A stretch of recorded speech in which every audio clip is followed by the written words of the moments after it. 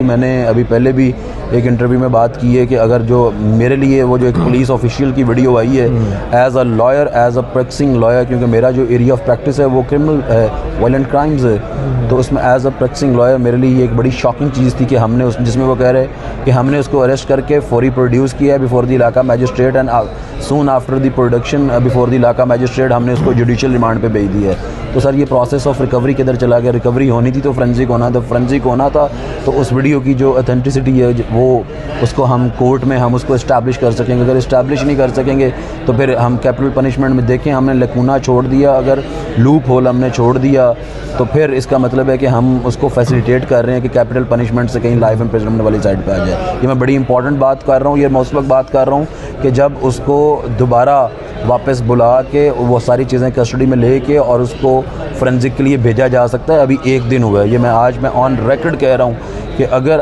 Forensic ना हुआ, अगर वो जो फोरेंसिक साइंसेस की जो उसमें रिपोर्ट होगी वो इसको मैच नहीं करेगी तो इस केस में बहुत बड़ा लकूना रह जाएगा, और अगर इसमें लकूना रह गया तो आप उसको एज एन एविडेंस प्रोड्यूस नहीं कर सकेंगे, इस्टेब्लिश नहीं कर सकेंगे before the court of law.